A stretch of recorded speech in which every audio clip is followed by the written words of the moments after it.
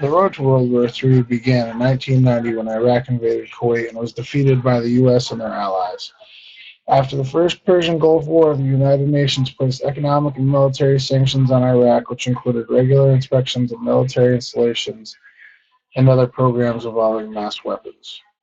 In 2002, years after Iraq not complying with the sanctions, the UN signed a bill to try and force Saddam Hussein to allow inspectors back into the country, but Saddam denied that inspectors access. In March of 2003, Saddam Hussein continued his habit of hindering the United Nations inspections to ensure that Iraq had no weapons of mass destruction.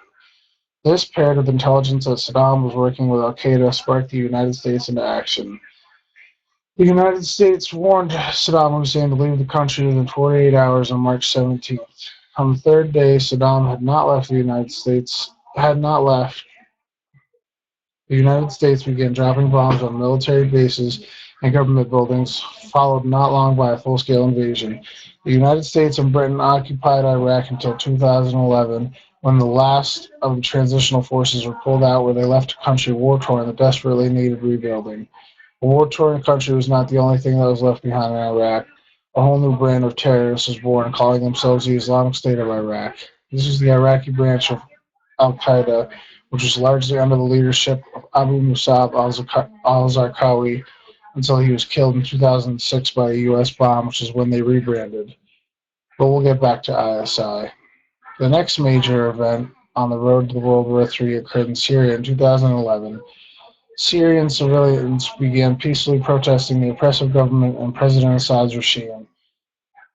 Assad, not willing to deal with the protests in his country, began murdering protesters. A rebel group is born in Syria, calling themselves the Free Syrian Army, and begins to fight the Syrian government.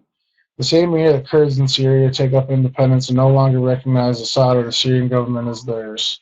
By 2012, Iran, Russia, Jordan, Saudi Arabia, the U.S., and Turkey joined the war in Syria, some just in support of weapons and gear, some with men on the ground, and all on varying sides. Remember that radical Al Qaeda group from Iraq calling themselves the Islamic State of Iraq? Well, they began to march into Syria, calling themselves the Islamic State of Iraq and Syria, and attacked both the rebels that opposed Assad and the Kurds who freed themselves from Assad. After ISIS invasion of Syria, the Pentagon starts to train and fund the Free Syrian Army to fight ISIS, but not if they are still fighting Assad. As ISIS is fighting the Kurds in Syria, Turkey begins to bomb the Kurds in Turkey and in Syria, but doesn't bomb ISIS, which furthers confusion about the war in Syria. Russia decides to fully intervene in 2015 by attacking the rebels who oppose Assad, and then begin to bomb ISIS oil operations in an attempt to cut their supply of cash off. This all brings us to November 2015. Just last month, two very important worldly political events happened. ISIS committed atrocious terror attacks throughout London, killing hundreds, bringing France into a war against ISIS in Syria and Iraq. The second event was perhaps even more important. A Russian fighter jet was flying in Syrian airspace near the border of Turkey. Or was it flying in Turkish airspace on the border of Syria?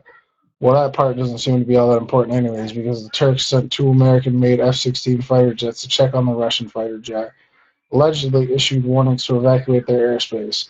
When the Russian fighter jet did not comply, the two Turkish fighter jets shot down the Russian fighter jet, killing one of the pilots and really pissing off Russian President Vladimir Putin. Immediately, Putin placed economic sanctions on Turkey, including canceling plans for a gas pipeline from Russia. He then went on to accuse Turkey of buying oil directly from ISIS in secret, and laid out what he says evidence they are doing so. At this point, nobody knows what's going to happen, but tensions are high in the world, and with the United States and Russia so heavily involved in the Middle East, it leaves everyone wondering what the tipping point for another world war is going to be.